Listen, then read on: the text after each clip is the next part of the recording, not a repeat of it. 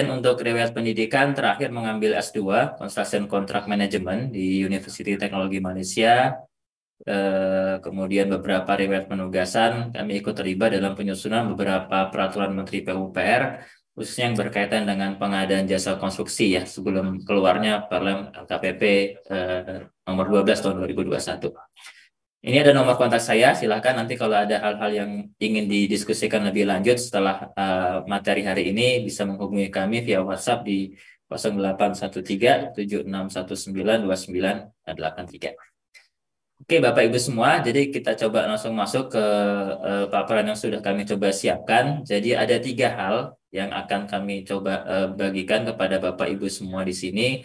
Pertama, meskipun ini temanya terkait dengan persyaratan dan evaluasi, tapi di awal nanti kami coba sampaikan dulu sebenarnya apa sih sistem manajemen keselamatan konstruksi atau yang kemudian kita singkat dengan SMKK itu menurut aturan saat ini seperti apa. Ya, kemudian nanti dari sana baru kita berangkat melihat bagaimana kemudian substansi SMKK ini dibuat persyaratannya di dalam dokumen tender kita, ya dalam dokumen pemilihan kita. Kemudian nanti bagaimana teman-teman Pokja melakukan tata cara evaluasi terkait dengan persyaratan SMKK tadi yang sudah kita tetapkan dalam dokumen. Nah, 3 bagian inilah yang dalam waktu 45 menit ke depan kami coba sampaikan kepada Bapak Ibu semua. Kita masuk ke bagian yang pertama terkait dengan SMKK. Jadi dari sisi regulasi Bapak Ibu semua, aturan teknis yang terbaru yang kita gunakan terkait dengan SMKK ini adalah Peraturan Menteri PUPR nomor 10 tahun 2021. Ya, ini kita bicara SMKK-nya ya, bukan bicara terkait dengan PBJ. Ya, kalau PBJ kan kita sama-sama menggunakan Peraturan LKPP nomor 12 tahun 2021. Tapi untuk sistem manajemen keselamatan konstruksi secara teknis operasional itu diatur dalam Peraturan Menteri PUPR nomor 10 tahun 2021. Nah, di dalam Permen PUPR tersebut, Bapak Ibu semua mendefinisikan ya bahwa yang dimaksud dengan SMKK itu adalah bagian dari suatu sistem manajemen pelaksanaan. Ya, jadi dia merupakan bagian dari sistem manajemen pelaksanaan pekerjaan konstruksi yang tujuannya adalah untuk menjamin terwujudnya keselamatan konstruksi. Nah, kemudian juga didefinisikan apa sih yang disebut dengan keselamatan konstruksi itu. Jadi di situ disebutkan kemudian keselamatan konstruksi adalah segala kegiatan keteknikan untuk mendukung pekerjaan konstruksi dalam mewujudkan pemenuhan ada standar keamanan, standar keselamatan, standar kesehatan, dan standar keberlanjutan. Ya, jadi keselamatan konstruksi ini tujuannya untuk mewujudkan 4 standar ini, ya standar keamanan, standar keselamatan, standar kesehatan, dan standar keberlanjutan yang menjamin keselamatan keteknikan konstruksi, keselamatan dan kesehatan tenaga kerja, keselamatan publik, dan keselamatan lingkungan. Nah, artinya Bapak Ibu semua, kalau biasanya kita sudah terbiasa ya dengan istilah K3, keselamatan dan kesehatan kerja, ini harus sudah kita ubah mindsetnya ya dengan pola yang baru bahwa sekarang kita bukan lagi bicara hanya soal keselamatan dan kesehatan kerja. Ya, bukan hanya soal K3 saja, tapi sudah berangkat ke K4. Ada keamanannya, ada keberlanjutannya. Ya, jadi ada 2 substansi lagi atau 2 standar yang harus dipenuhi. Jadi bukan sekedar keselamatan, bukan sekedar sehat, tapi juga harus aman dan harus berlanjut. Nah, makanya kemudian kalau kita coba buatkan dalam bentuk diagram, SMKK ini melingkupi dari K3, melingkupi dari program mutu, kemudian juga melingkupi dari pengendalian lingkungan dan pengendalian lalu lintas. Jadi sangat luas sekarang Bapak Ibu semua ya yang dimaksud dengan SMKK itu. Jadi bukan hanya K3 saja. Ya, jadi kalau nanti ada kaitannya di dalam proses tender nih ya. Misalkan terkait dengan fakta ya. Jadi kalau penyedia jasa Bapak Ibu penyedia jasa mungkin yang hadir di sini ikut, kalau masih menyampaikan fakta K3 ya itu akan gugur ya. Karena yang diminta adalah fakta keselamatan konstruksi. Isinya merupakan eh, komitmen untuk memenuhi 4 standar ini ya, bukan hanya memenuhi standar K3 saja. Jadi makanya kemudian eh, kesalahan penulisan dalam fakta terkait dengan K3 atau keselamatan itu menjadi substansial. Nah, ketika dituliskan hanya fakta K3 saja, maka berarti penyedia jasa hanya berkomitmen melaksanakan bagian kecil dari SMKK, ya, bukan bagian besar dari SMKK. Nah, ini mungkin Bapak Ibu semua berangkat dari sini kita juga sudah harus bisa membiasakan diri bahwa sekarang pola pikirnya adalah SMKK itu adalah 4 hal ini ya, bukan hanya soal K3 saja. Nah, kemudian dasar hukum SMKK ini ada beberapa aturan, mulai dari yang tertinggi adalah dari Undang-Undang Nomor 2 Tahun 2017 tentang jasa konstruksi, yang kemudian itu diturunkan dalam PP 22. Nah, ini kemudian juga sebagian isinya diubah di Undang-Undang Nomor 11 ya, Tahun 2021 tentang Cipta Kerja. Kemudian juga dari Undang-Undang 11 ini yang melahirkan PP 14 yang itu juga merubah sebagian dari PP 22. Jadi memang kita harus membaca secara utuh kedua aturan ini, mana yang kemudian kita gunakan ya. Nah, kemudian di aturan turunannya dulu kita sempat terkait dengan K3 ya, dulu ada Permen 21 2019, kemudian kalau di sisi PBJ-nya ada di Permen 14. Kemudian juga pernah ada SE terkait dengan petunjuk biaya penyelenggaraan SMKK, SE 11 2019. Kemudian juga ada tentang tata cara penjaminan mutu dan pengendalian mutu pekerjaan konstruksi di SE 15. Nah, ini sejak 2019 sebenarnya Bapak Ibu semua sudah diintegrasikan menjadi SMKK ya. Kalau dulu kan ada aturan Permen K3 sendiri, ada Permen terkait dengan penjaminan mutu sendiri ya, sistem manajemen mutu. Tapi sejak 2019 ini sudah diintegrasikan ke dalam SMKK ini. Nah, yang kita akan acu pada saat ini adalah yang nomor 3, 4, dan 5 ini Bapak Ibu semua. Yang nomor 3 ini adalah terkait dengan aturan-aturan di pengadaan barang dan jasa. Ya, jadi ada peraturan LKPP nomor 12 tahun 2021 tentang pedoman pelaksanaan pengadaan barang jasa pemerintah. Kemudian terkait dengan SMKK-nya tadi yang kami sampaikan, ada Permen PU nomor 10 tahun 2021 tentang pedoman SMKK. Nah, kemudian sebenarnya ada satu lagi ya. Jadi SMKK ini kan kita harus menghitung biayanya berapa ya. Nah, pedoman untuk perhitungan terkait dengan penyusunan biaya tersebut itu diatur di dalam Permen PUPR nomor 1 tahun 2022 tentang pedoman penyusunan perkiraan biaya pekerjaan konstruksi bidang PUPR. Nah, tiga aturan inilah yang perlu kita baca-baca bersama nih ya terkait dengan SMK. Oke, nah kemudian di dalam keselamatan konstruksi ini juga nanti yang berkaitan dengan PBJ kita adalah kita harus bisa menilai atau menentukan tingkatan resiko dari pekerjaan konstruksi yang mau dikerjakan ya. Tingkatan resiko keselamatan konstruksinya itu apakah kecil, apakah sedang atau besar ya. Ini nanti diperlukan karena akan berkaitan dengan kemudian bagaimana kita mensyaratkan misalkan persyaratan personelnya ya, mensyaratkan apa namanya dokumen RKK-nya seperti apa. Jadi di dalam Permen PU Persul nomor 21 ini kemudian Permen PU nomor 10 tahun 2021 kemudian di situ dijelaskan bahwa ada yang namanya penilaian resiko keselamatan konstruksi, yaitu perhitungan besaran potensi berdasarkan kemungkinan adanya kejadian yang berdampak terhadap kerugian atau konstruksi, jiwa manusia, keselamatan publik dan lingkungan yang dapat timbul dari sumber daya tertentu. Jadi di dalam SMKK ini dalam menyusun tingkatan resiko keselamatan konstruksi ini nanti akan diidentifikasi bagaimana resiko itu sering terjadi atau tidak ya, dari sisi frekuensinya, dari sisi kekerapannya, kemudian dari sisi dampaknya, keparahannya. Nah, tingkatan resiko yang disebut dengan resiko kecil adalah apabila hasil perkalian kekerapan dengan keparahannya adalah 1 sampai dengan 4 ya. Kalau kemudian masih dalam level ini maka dikategorikan resiko keselamatan konstruksinya adalah yang kecil. Ya, tapi kalau sudah di atas itu 5 sampai dengan 12 maka ini sudah masuk ke dalam tingkatan risiko sedang ya, tingkatan risiko keselamatan konstruksi yang sedang. Sedangkan kalau yang sudah merah ini di atas 15 ini berarti tingkatan resikonya adalah tingkatan resiko yang besar Bapak Ibu semua. Ya, jadi ada 3 tingkatan resiko nih ya, ada kecil, kemudian sedang, kemudian ada yang besar. Nah, satu yang perlu kita juga harus perhatikan Bapak Ibu semua, jadi risiko terkait inilah resiko keselamatan konstruksi ya. Nah, resiko keselamatan konstruksi ini bukan untuk menentukan segmentasi pasar jasa konstruksi ya. Apa maksudnya?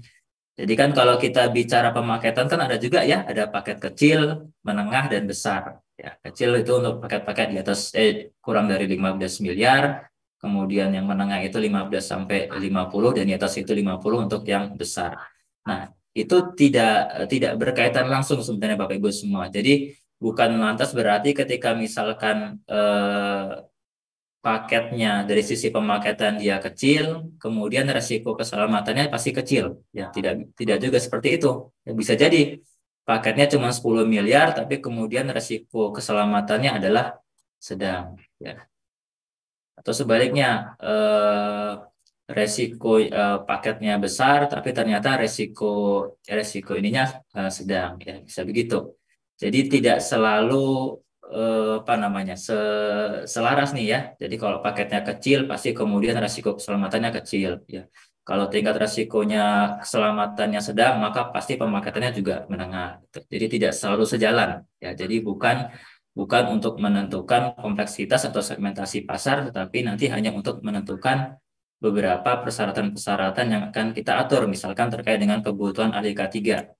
Oh, kalau kecil berarti yang disyaratkan hanya petugas keselamatan atau K3 saja. Ya, kalau resiko hanya ahli muda atau paling tinggi ahli madya, gitu ya. Jadi tidak menentukan terkait dengan segmentasi pasar jasa konstruksinya. Kalau segmentasi ini tetap mengacu kepada biaya pekerjaan, teknologi, sama resiko konstruksinya, resiko jasa konstruksinya.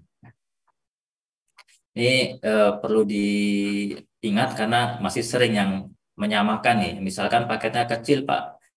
Di paket kecil kok disyaratkan ada ahli muda K3, harusnya kan petugas. Ya, bisa saja kalau kemudian paketnya kecil tapi ternyata resiko keselamatannya sedang gitu. Ya, sehingga yang disyaratkan adalah ahli, bukan disyaratkan petugas. Ya. Oke. Kemudian, nah ini penjelasan lebih rincinya Bapak Ibu semua terkait dengan kriteria resiko keselamatan konstruksi. Untuk yang besar itu adalah pekerjaan-pekerjaan yang bersifat berbahaya tinggi, kemudian nilai HPS-nya di atas 100 miliar rupiah, ya, kemudian juga mempekerjakan tenaga kerja yang lebih dari 100 orang menggunakan peralatan berupa pesawat angkat ya misalkan crane, tower crane, kemudian menggunakan metode peledakan atau menyebabkan terjadinya peledakan dan atau pekerjaan konstruksi yang menggunakan teknologi tinggi. Nah, jadi kalau salah satu ini terpenuhi, ya maka kemudian ditetapkan resiko keselamatan konstruksinya adalah besar. Kemudian ini yang sedang, ya. Sedang juga seperti itu. Jadi dilihat dari sisi tingkatan bahayanya, ya, berbahaya sedang, kemudian pekerjaan kerasnya ini di atas 10 sampai dengan 100 miliar, kemudian dari sisi jumlah tenaga kerja, dia mempekerjakan tenaga kerja yang berjumlah 25 sampai dengan 100 dan atau pekerjaan konstruksi yang menggunakan teknologi media. Nah, kalau yang kecil ini sampai dengan 10 miliar, kemudian mempekerjakan tenaga kerja kurang dari 25 orang, atau pekerjaan yang menggunakan teknologi yang sederhana. Nah, bagaimana kalau kemudian misalkan setelah kita identifikasi eh, nilai, misalkan dia nilai pekerjaannya itu 50 miliar. Ya, kalau dari 50 miliar kan dia masuk ke dalam resiko sedang. Tapi ternyata mempekerjakan tenaga kerja misalkan lebih dari 100 orang. Ya, dia masuk ke atas ini nih, ke yang resiko besar.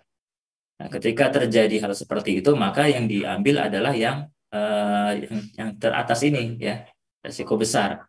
Jadi kalau ada satu pekerjaan konstruksi yang dia memenuhi lebih dari satu kriteria risiko, ya tadi contohnya dari sisi nilai pekerjaan hanya 50 miliar masuk ke dalam risiko sedang, tetapi karena dia mempekerjakan tenaga kerja yang lebih dari 100 orang atau menggunakan tower crane misalkan, maka penentuan resiko keselamatan konstruksinya itu ditentukan berdasarkan yang lebih tinggi. Ya, jadi masuk ke dalam yang besar. Nah, inilah nanti tugas teman-teman konsultan perancang, kemudian ditetapkan oleh PPK untuk menentukan ya Jadi bukan Pokja juga yang menentukan apakah pekerjaan ini masuk resiko besar, sedang, atau kecil. Ya, tapi sudah ditetapkan dalam dokumen perencanaan oleh konsultan perancang atau oleh BPK yang masuk ke dalam resiko yang mana.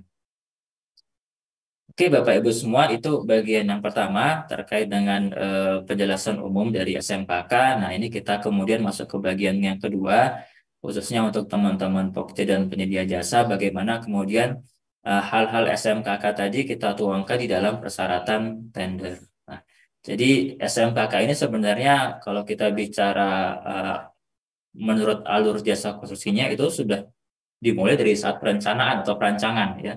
Ada perancangan, ada namanya rancangan konseptual SMKK, kemudian di dalam tahap pemilihan ada ketentuan persyaratan SMKK-nya. Dalam pelaksanaan pekerjaan pun nanti ada ya pengaturan terkait dengan SMKK. Jadi memang SMKK ini sebenarnya bukan hanya ada pada saat proses pemilihan ya, tapi mulai dari perencanaan, persiapan sampai dengan nanti selesainya, bahkan sampai operasionalnya pun masih ada ya, masih ada eh, pengaturan terkait dengan SMKK ini. Nah, di dalam, karena kita di sini kita sharing terkait dengan tahap pemilihan, maka ini saya coba cuplik saja yang bagian tahapan pemilihan, di mana dalam tahapan pemilihan ini kita sama-sama tahu ada tahapan persiapan pemilihan, ada tahapan pelaksanaan, tahapan evaluasi, sama tahapan penetapan pemenang. Nah, di dalam tahapan persiapan pemilihan, berdasarkan hasil dokumen perancangan inilah yang kemudian nanti dalam dokumen pemilihan akan kita tetapkan nih ya tiga hal ini ya. Ada penentuan dari uraian pekerjaan yang mau kita syaratkan dalam dokumen pemilihan, ada penentuan identifikasi bahaya mana yang nanti kita tetapkan dalam LDP, kemudian ada penetapan tingkat risiko keselamatannya ya untuk nanti menentukan kualifikasi personal manajerial, serta yang terakhir adalah ada melihat kepada biaya penerapan SMKK pada HPS ya. PPK sudah menghitung belum biaya SMKK ini ya. Jangan sampai kemudian PPK ternyata masih ada yang belum memasukkan biaya SMKK pada HPS ya. Padahal kita dalam proses pemilihan nanti kan akan mengevaluasi biaya SMKK ya. Jadi bagaimana mungkin kita bertindak adil kepada teman-teman penyedia jasa, kita memeriksa biaya SMKK mereka ada atau tidak, sementara APS-nya PPK belum akomodir biaya SMKK. Nah, inilah dari dokumen perancangan itu yang coba kita lihat ya tiga hal ini. Nah, kemudian pada saat pasang pemilihan, nah sebaiknya pada saat unwizing pun kita jelaskan kembali ya terkait dengan SMKK ini penekanannya, terkait dengan penyedia jasa harus menyiapkan RKK penawaran ya yang sesuai persyaratan, kemudian mengingatkan penyedia jasa teman-teman peserta untuk sudah menghitung dan memasukkan biaya SMKK di dalam penawaran harganya, serta yang terakhir adalah penjelasan terkait dengan personel keselamatan konstruksi. Nanti dievaluasi ada tiga hal itu. Jadi intinya adalah dalam pemilihan ini Bapak Ibu semua sebenarnya SMKK ini ada tiga hal ini yang nanti menjadi persyaratan dalam proses tender ya, dari dokumen RKK-nya sendiri, kemudian dari persyaratan personel terkait dengan keselamatan konstruksi, dan yang ketiga adalah biaya SMKK. Ya, jadi tiga hal ini yang kemudian menjadi persyaratan di dalam proses tender yang nanti akan kita evaluasi lebih lanjut. Oke, kemudian nah ini coba kita masuk satu-satu Bapak Ibu semua. Yang pertama terkait dengan dokumen RKK. Nah, apa sih dokumen RKK itu? Ya, ini sekali lagi saya merujuk kepada Permen PU nomor 10 bahwa RKK adalah dokumen telaah tentang keselamatan konstruksi yang memuat elemen SMKK. Jadi memang ada 5 elemen SMKK ini ya, ada kepemimpinan dan partisipasi dalam keselamatan konstruksi. Kemudian elemen SMKK yang kedua adalah penjelasan terkait dengan perencanaan keselamatan konstruksi. Elemen yang ketiga adalah dukungan keselamatan konstruksi. Yang keempat operasi. Yang kelima adalah evaluasi kinerja keselamatan konstruksi. Nah, inilah sebenarnya yang harus apa namanya yang nanti perlu dibuat ya oleh teman-teman penyedia jasa. Ya. Memang idealnya ini semua harus lengkap dan benar ya, tapi nanti dalam aturan PBJ yang saat ini mungkin belum sedetail ini nih ya, belum selengkap ini. belum se, se ya sedetail ini nanti yang dibuat oleh teman-teman penyedia jasa. Ya. Tapi kalau kita bicara ideal ya bentuk rencana dokumen RKK itu ya ini ya lima elemen ini. Oke.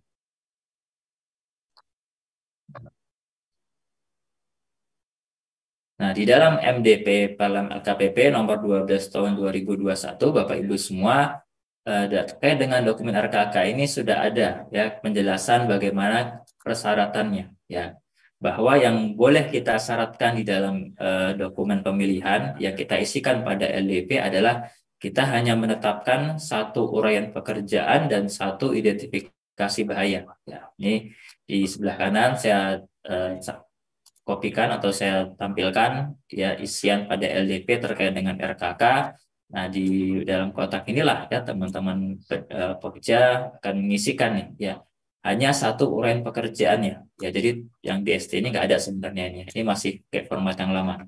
Jadi cukup hanya satu uraian pekerjaan dan cukup satu identifikasi bahaya dari uraian pekerjaan tersebut. Nah, menentukan satu itu berdasarkan pada tingkat resiko terbesar dari seluruh uraian pekerjaan dan identifikasi bahaya yang telah ditetapkan oleh pejabat penandatangan kontrak atau PPK dalam rancangan konseptual SMKK. Ya, jadi hanya satu uraian pekerjaan dan satu identifikasi bahaya saja nih. Itulah yang nanti kemudian teman-teman penyedia jasa harus membuatkan ya dokumen RKK-nya seperti apa. Jadi ini hanya istilahnya hanya sampling lah ya dari sekian banyak uraian pekerjaan. Teman-teman penyedia jasa hanya diminta untuk membuatkan dokumen RKK untuk satu uraian pekerjaan dan satu identifikasi bahaya tadi. Nah, jadi ini contohnya Bapak Ibu semua. Ketika misalkan dalam dokumennya PPK dalam rancangan konseptual SMKK tadi sudah menguraikan ada uraian pekerjaan satu sampai dan seterusnya ya misalkan saya contohkan ambil 4 saja kemudian masing-masing sudah dibuat identifikasi bahayanya nah ini kemudian masing-masing harus ada tingkat resikonya ya ada pekerjaan galian tanah bahayanya adalah tertimbun tanah tingkat resikonya adalah 8 ya. Kemudian ada pemasangan tiang pipa beton ya di sini ada 2 identifikasi bahaya ada tertimpa tiang pancangnya. Kemudian ada pekerja tenggelam akibat tongkang tidak stabil, ya mungkin pada saat pemasangan tiangnya. Nah, ini kemudian juga dibuat tingkat resikonya, ya masing-masing bahaya tadi ada tingkat resiko. Misalkan yang tertimpa ini 15, yang pekerja tenggelam itu 12. Ya. Dari angka-angka inilah yang kemudian nanti ditentukan, ya ketika persiapan pemilihan, ketika membahas persyaratan dengan teman-teman PPK, akan dilihat mana yang paling besar tingkat resikonya. Ya, di dalam hal ini, dalam contoh ini ada 2 nih. Ya. Nah, kalau ada 2 ini bagaimana? Apakah harus kemudian dua-duanya kita tuliskan? Cukup satu saja Bapak Ibu semua ya. Yang mana? Nah, itu silahkan ya. Jadi tidak diatur ya. Mau memilih yang ini atau mau memilih yang pemancangan pipa baja itu silahkan saja ya. Karena nilai tingkat resikonya sama-sama yang paling tinggi ini ya sama-sama 15. Jadi mau menggunakan pemasangan tiang pipa beton dengan identifikasi bahaya tertimpa tiang pancang roboh itu oke. Tapi kalau mau memilih yang kedua pun yang tidak masalah juga ya. Pemancangan pipa baja dengan identifikasi bahaya tertimpa tiang pipa baja jatuh ya. Tapi poinnya adalah jangan kemudian dibuat 1 dan 2 nih ya. Kalau 1 dan 2 nanti malah dokumennya dinyatakan salah ya tidak sesuai ketentuan peraturan perundang-undangan. Jadi cukup tetapkan salah satu saja eh, berdasarkan pembahasan dengan PPK ya mau yang ini atau mau yang bawahnya. Oke. Nah, itu yang pertama Bapak Ibu semua. Nah, persyaratan yang kedua adalah terkait dengan personel ya, personel RKK. Jadi terkait dengan persyaratan personel KK, bukan RKK sebenarnya KK, ini bergantung kepada tingkat resiko keselamatan konstruksi ya. Ini sekali lagi ini resiko keselamatan konstruksi ya, bukan segmentasi pemaketan. Ya.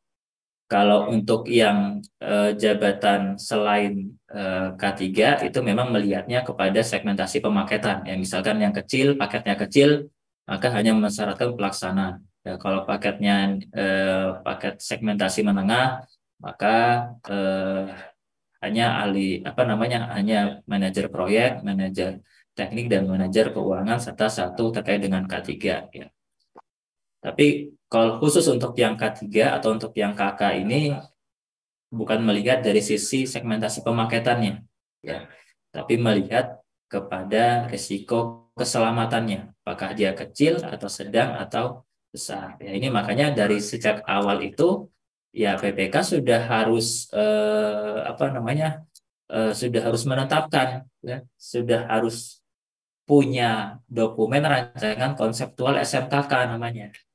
Nah, itu dari mana? Dari eh, pekerjaan perencanaan atau pekerjaan perancangan ya. Jadi konsultan perancang harusnya ketika mereka ditugaskan untuk menyiapkan perancangan suatu bangunan, mereka pun harusnya sudah diminta untuk menyiapkan output rancangan konseptual SMKK. Nah, di sanalah nanti kelihatan tuh ya, apakah pekerjaan ini resiko pekerjaan khususnya itu dia kecil, apakah sedang atau besar ya. Jadi bukan pada saat mau mengajukan tender seleksi, tender baru kemudian dibahas nih ya dengan pekerjaan, jangan. Nah, ini ranahnya perencanaan, perancangan, bukan ranahnya pemilihan. Nah, dari dokumen tadi, kemudian ketika misalkan dalam dokumen rancangan konseptual SMKK itu adalah resikonya adalah kecil, maka kemudian yang disyaratkan adalah petugas K3 atau petugas keselamatan konstruksi tanpa perlu syarat pengalaman. Ya. Tapi kalau kemudian resikonya sedang, nah ini ada dua pilihan nih, ya. Bisa pilihan ini maksudnya adalah pilihan untuk penyedia jasa Bapak Ibu semua ya, bukan kemudian misalkan resiko sedang nih, kemudian di di dalam dokumen pemilihan kemudian mau mensyaratkan hanya ahli K3 saja ya, ahli K3 ini tidak bisa. Jadi minimalnya adalah yang kita syaratkan adalah minimal menyampaikan ahli muda K3 dengan pengalaman 3 tahun ya.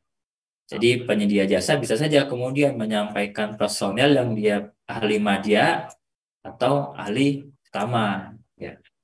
Jadi persyaratan minimal ini ya. Minimalnya pun pakai yang satu ini.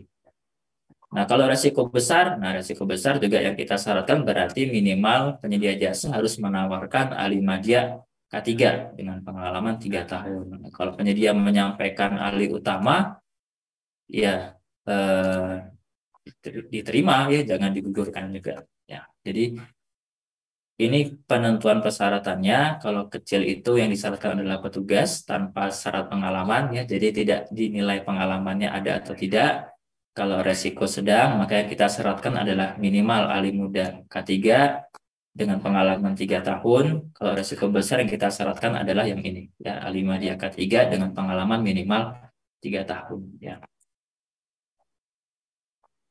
Oke ya, rasanya mudah-mudahan clear ya. Kemudian selanjutnya yang ketiga, nah biaya ya. Tadi yang pertama sudah mensyaratkan dokumen RKK, yang kedua mensyaratkan personel, yang ketiga terkait dengan mensyaratkan biaya. Kalau biaya ini sebenarnya tidak ada isian di dalam LDP-nya ya. Jadi teman-teman Pokja tidak perlu mengisikan sesuatu di dalam LDP, tetapi yang diperlukan adalah memastikan PPK sudah menghitung biaya SMKK ya di dalam HPS-nya. Jadi jangan sampai di dalam HPS itu belum mengakomodir biaya SMKK ya. Karena sekali lagi nanti dalam proses tender kita akan mengevaluasi apakah penyedia jasa itu menyampaikan biaya SMKK atau tidak. Ya kan tadi kami sampaikan menjadi tidak fair, tidak adil nih ya kalau kita mengevaluasi penyedia jasa mereka ada SMKK atau tidak, sementara APS kita ternyata setelah dilihat belum ada nih biaya SMKK-nya. Ya. Nah, biaya SMKK itu isinya 9 ini ya. Jadi 9 hal ini yang perlu dilihat pada saat akan menghitung biaya SMKK. Bukan berarti 9-9-nya ini harus ada biayanya Bapak Ibu semua ya. Tapi yang dimaksud adalah 9 item nilai yang harus diidentifikasi ya, apakah diperlukan biaya atau tidak.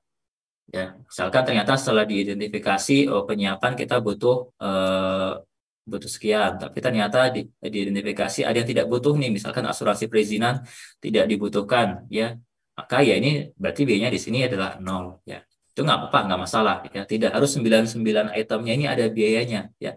Yang penting biaya totalnya ini ada, dan itu dilakukan setelah mengidentifikasi 9 item ini. Ini untuk teman-teman PPK lah, ya. Jadi dan kemudian PPK hanya langsung menetapkan yang ada biayanya ini nih, yang lainnya nggak dihitung sama sekali, tidak diidentifikasi. Nah, itu salah, ya. Harus diidentifikasi dulu semuanya, mana yang ada biaya, mana yang tidak, itu baru kemudian ditetapkan sebagai biaya penerapan SMKK-nya, gitu, ya. Nah, ini yang harus dipastikan, HPS-nya PPK itu sudah ada belum di SMKK, ya. Jadi itu Bapak Ibu semua terkait dengan persyaratan, apa namanya, terkait dengan SMKK. Jadi sederhana sebenarnya, ya. Jadi satu tadi dokumen RKK. Dokumen RKK itu ditentukan, kita munisinya adalah menentukan dari uraian pekerjaan dan identifikasi bahaya yang resikonya paling besar. Kemudian yang kedua terkait dengan personel, ya, kita melihatnya atau menentukannya berdasarkan tingkat resiko keselamatan konstruksinya. Dan yang ketiga tadi BSMKK, ya, kita perhatikan dalam HPS-nya PPK sudah menghitung biaya SMKK atau belum. Nah, kemudian yang bagian ketiga, kita coba masuk ke dalam evaluasi evaluasi terkait dengan tiga hal tadi. Yang pertama evaluasi dokumen RKK nih. Nah, tadi sudah kita pahami bersama, ya Bapak Ibu semua, ya, bahwa RKK itu kan terdiri dari 5 elemen, ya, 5 elemen. Elemen satu kepemimpinan, perencanaan, kemudian yang ketiga dukungan, yang keempat operasi keselamatan, dan yang kelima adalah evaluasi kinerja keselamatan. Jadi kalau penyedia jasa tidak lengkap menyampaikan 5 elemen ini, yaitu namanya bukan dokumen RKK, ya. Dokumen RKK-nya nggak lengkap, sehingga kemudian menggugurkan, ya. Jadi harus penyedia jasa itu menyampaikan 5 elemen ini. Yang disampaikan kalau di elemen pertama terkait dengan kepemimpinan ini, menyampaikan yang namanya fakta komitmen keselamatan konstruksi. Ini tadi akan menjelaskan, ya. Jadi namanya fakta komitmen keselamatan konstruksi, ya, bukan fakta komitmen K3 lagi. Ya, karena masih ada nih teman-teman penyedia jasa yang pakai istilah fakta komitmen K3, ya. Atau isinya di dalamnya, ya, masih menjelaskan kami berkomitmen melaksanakan K3. Ya, itu nggak bisa, ya. Kemudian di halaman kedua menyampaikan 2 buah tabel, ya, tabel B1 terkait dengan IBPRP, identifikasi bahaya, penilaian risiko, pengendalian dan peluang. Kemudian yang B2 rencana tindakan. Ini tabel. Nah, kalau elemen 3, 4, 5 ini bisa menyampaikan narasi penjelasan terkait dengan bagaimana dukungan keselamatan konstruksi atau menyampaikan tabel jadwal program komunikasi, ya. Karena tabel jadwal program komunikasi ini merupakan bagian dari elemen 3, ya, elemen dukungan keselamatan. Di halaman nomor 4 menjelaskan atau menyampaikan narasi terkait dengan penjelasan elemen 4 atau tabel analisis keselamatan pekerjaan yang telah diisi, ya, atau yang kemudian di halaman 5 menyampaikan penjelasan atau menyampaikan tabel, ya. Jadi kalau yang satu sudah ditentukan harus berupa fakta, yang halaman nomor 2 juga sudah ditentukan harus berupa tabel B1 dan B2. Nah, kalau elemen 3 sampai 5 ini silakan, ya, bisa memilih dalam bentuk narasi atau dalam bentuk menyampaikan tabel-tabel jadwal yang sudah dibuatkan contohnya, ya, ada contohnya di dalam MDP. Nah, penilaian juga cukup ada atau tidak ada saja ini, ya. Ini memang pasti kontroversi lah ini, ya. Ada yang perlu, ada yang tidak ini. Karena penilaian saat ini tuh memang cukup melihat, terutama yang 3, 4, 5 ini, ya. Ini cukup melihat ada isiannya atau tidak, ya. Belum melihat kepada kebenaran substansinya. Nah, jadi ini memang masih apa ya, masih mengajak teman-teman penyedia jasa untuk coba membuat dulu format dokumennya, tapi kebenaran isinya itu yang nanti akan disusun bersama pada saat proses berkontrak. Oke, kemudian Nah, ini kita coba masuk satu-satu Bapak Ibu semua ya. Ini yang pertama di halaman pertama terkait dengan fakta komitmen. Tadi yang kami sampaikan, lihat judulnya ya, benar atau enggak nih fakta komitmen keselamatan konstruksi. Kemudian hal-hal lain yang bisa menjadi objek evaluasi adalah yang pertama terkait dengan kotak yang pertama ini ya, data-data si peserta. Jadi data peserta ini ya memang harus benar sesuai dengan data peserta tender ya. Jangan sampai misalkan ada direktur yang dia punya 2 perusahaan, di sini salah menyampaikan ya nama perusahaannya. Ya berarti dianggap eh, fakta komitmennya tidak ada ya kalau dia salah menyampaikan isian terkait dengan data-data si peserta ini. Kemudian yang kedua nama paketnya ya, nama paket ini juga substansi ya. Kalau misalkan saat ini sedang paket bangunan gedung, kemudian dia menyampaikan faktanya adalah bangunan jalan, ya berarti diartikan si peserta tidak menyampaikan fakta komitmen untuk paket kita. Ya, berarti dia gugur karena tidak menyampaikan fakta untuk paket yang sedang ditenderkan, tapi menyampaikan fakta komitmen untuk paket lain. Kemudian yang ketiga yang perlu dilihat juga adalah pernyataan ini nih ya. Jadi 7 pernyataan ini harus tersedia atau apa namanya ada di dalam fakta yang disampaikan oleh penyedia jasa, tidak perlu diubah ya. Biasanya yang sering salah itu yang di nomor 1 ini nih ya, karena masih menggunakan fakta komitmen K3. Jadi masih menggunakan istilah memenuhi ketentuan K3 konstruksi. Ya itu gugur ya, karena tadi penjelasan di awal bahwa K3 konstruksi itu hanya bagian kecil dari K4. Ya. Jadi 3 hal ini Bapak Ibu semua dalam fakta yang bisa kita evaluasi substansinya ya. Kebenaran atau kesesuaian data-data peserta, kesesuaian nama paket, dan kesesuaian dari pernyataan faktanya itu sendiri. Ya. Tanda tangan atau tidak bertanda tangan itu tidak masalah, atau tanda tangannya bukan ditandatangani oleh direktur atau sebagainya, itu juga tidak hal yang menggugurkan sepanjang isian di atas ini benar, dan ini sesuai. Oke, kemudian masih 10 menit lagi ya, mudah-mudahan sempat nih. Kemudian yang kedua terkait dengan elemen nomor 2, nah ini juga hal yang perlu menjadi substansi perhatian adalah tadi penyedia jasa harus menyampaikan 2 buah tabel ya, tabel B1 dan tabel B2. Nah, di tabel B1 itu yang menjadi substansi yang perlu diperhatikan adalah isian dari uraian pekerjaan dan isian dari identifikasi bahaya ini. Ya, ini harus sama dengan yang disyaratkan di dalam LDP. Ya, sama secara substansi lah ya. Kalau sama kalau ketidaksesuaian ada typo sedikit ya masih bisa dimaafkan ya. Ya misalkan nih contohnya tertimpa pancang roboh yang disiapkan atau dituliskan oleh penyedia jasa. Jadi nggak ada kata tiangnya. Ya ini masih dianggap substansinya masih sama lah ya. Tidak terlalu bukan hal yang menggugurkan. Ya. Tapi kalau misalkan berbeda sama sekali, misalkan hanya dituliskan tertimpa saja misalkan ya, ini kan bisa apa saja ini ya, tidak jelas juga tertimpa apa ya, itu sehingga bisa menjadi substansi yang menggugurkan ya. Tapi teman-teman penyedia jasa ya sebaiknya membaca 2 kali ya ketika menuliskan isian uraian pekerjaan di sini, pastikan memang sudah sejalan dengan yang ada di dalam LDP. Begitu juga identifikasi bahayanya ini sama dengan yang ditetapkan di dalam LDP ini.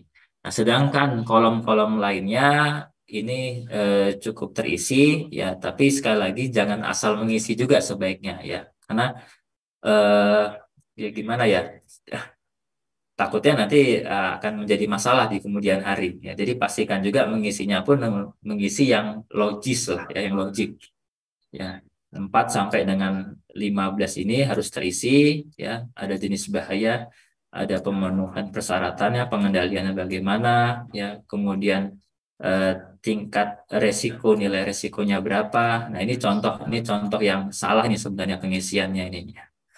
Harusnya kan nilai resiko ini adalah perkalian dari kemungkinan kali keparahan ya. 3 kali 5 itu harusnya di sini tuh 15 nih, bukan 8 ya.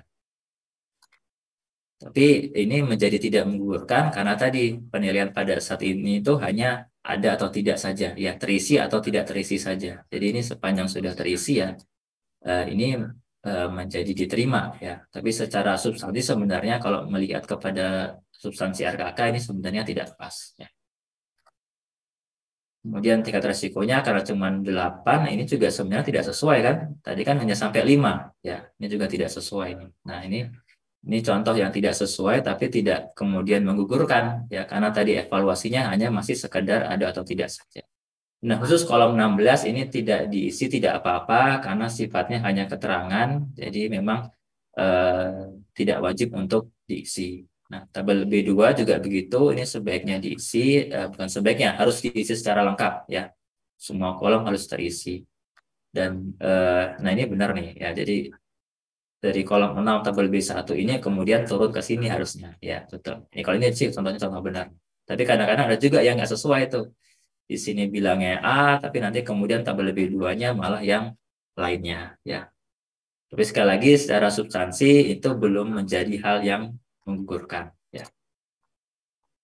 Oke, kemudian kalau di elemen-elemen berikutnya, jadi penyedia jasa cukup menyampaikan penjelasan mengenai entah penjelasan sumber daya, penjelasan kompetensi. Jadi bukan harus lengkap juga semuanya ya. Cukup salah satu saja sudah bisa.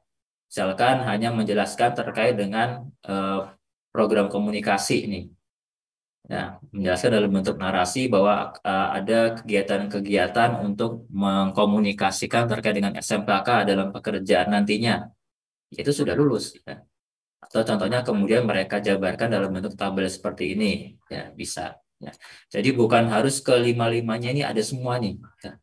Jadi cukup ketika ada salah satu sub elemen C ini ada, maka kemudian itu dinilai sebagai dokumen yang sudah memenuhi persyaratan. Ya. Kemudian kalau elemen nomor 4 ini operasi, bisa menjelaskan terkait dengan perencanaan pengendalian atau kesiapan tanggapan terhadap kondisi darurat atau menyampaikan tabel job sheet analisis. Yang elemen nomor 5 juga seperti itu ya, menyampaikan penjelasan terkait dengan evaluasi, bisa pemantauan, bisa tinjauan, bisa peningkatan, atau menyampaikan tabel jadwal audit yang sudah diisi ya. Jadi di sini dikasih nih ya, apa namanya, ada arsirannya lah ya, jangan kosong juga. Kalau sama sekali nggak ada arsiran atau checklist berarti ini akan dianggap sebagai belum diisi ya, sehingga bisa kita gugurkan. Tapi harus ada isiannya ini. Ya, misalkan mereka mau ngeblok semua pun ya nggak masalah juga. Oke. Oke, kemudian yang kedua terkait dengan personelnya ya. Tadi yang pertama dokumen RKK, yang kedua ini terkait dengan evaluasi personel keselamatan konstruksi. Nah, kita fokus saja di bagian yang personel K3 atau keselamatan ini, bahwa pengalaman yang bisa dihitung, yang bisa kita nilai adalah pengalaman yang berkaitan dengan keselamatan konstruksi di pekerjaan konstruksi ya. Jadi tadi misalkan ya, dalam LDP disyaratkan ahli muda K3 dengan pengalaman 3 tahun. Nah, pengalaman 3 tahun itu dilihat atau bisa dihitung dari pengalaman-pengalaman K3 di pekerjaan konstruksi. Ya. Jadi kalau pengalaman dia sebagai apa namanya di luar K3 ya nggak bisa. Ya, atau pengalaman K3 tapi di pekerjaan konsultasi ya, di perencanaan ya nggak bisa juga ya, harus terkait dengan pekerjaan konstruksi ya. Jadi pengalaman 3 tahun, maka dia harus punya pengalaman 3 tahun di K3 dan di pekerjaan konstruksi ya. Ini contohnya ya, misalkan dia pengalaman 3 tahun itu kemudian ketika dilihat yang tahun pertama dia sebagai engineer pembangunan jalan, tidak ada tugas fungsi terkait dengan pengawasan K3 atau penerapan K3, ya tidak bisa dinilai ya. Atau kemudian di tahun ketiga ternyata dia sampaikan adalah pengalaman dalam K3 tapi dalam pekerjaan supervisi, ya ini juga menjadi tidak bisa dinilai. Yang bisa dinilai kemudian hanya satu saja, yaitu pengalaman sebagai ahli K3 di pembangunan gedung ya, gitu. Oke, kemudian terakhir terkait dengan evaluasi biaya SMKK. Nah, ini eh, penyedia itu wajib menyampaikan biaya SMKK ya di dalam daftar kuantitas dan harga. Besarannya tidak evaluasi ya. Yang penting ada nilainya lah ya, ada uangnya entah 1 juta, entah 10 juta, ya, entah 50 juta, entah 100 juta. Yang penting ada biaya penerapan SMKK yang ditawarkan oleh penyedia jasa. Tidak boleh ditetapkan 0 rupiah ya, atau tidak menyampaikan ya. Kalau penyedia jasa tidak menyampaikan biaya SMKK atau menyampaikan tapi nilainya 0, maka dinyatakan gugur ya. Dan yang kedua, tidak perlu ada rincian juga ya. Jadi kita juga tidak perlu meminta penyedia jasa untuk menyampaikan 10 juta tadi rinciannya apa saja tuh. Itu tidak perlu ya, cukup nilai totalnya saja. Ya, jadi penyedia jasa juga harus siap nih ketika mereka menawar sedikit, tapi ternyata ketika nanti di pelaksanaan ternyata butuh cukup banyak biaya penerapan SMKK yang cukup besar biayanya, ya mereka harus tetap berkomitmen untuk melaksanakan semua komponen biaya penerapan SMKK. Ya. Jadi teman-teman penyedia jasa juga memang harus menghitung ya berapa biaya SMKK yang nantinya memang akan benar-benar dibutuhkan di lapangan. Jadi untuk biaya SMKK ini sekali lagi hanya totalnya saja dan tidak perlu ada rincian. Ya. Oke, nah saya rasa itu Pak Kus Oyo. Saya hitung-hitung sih pas 45 menit ya untuk Ya, lebih sesi. dikit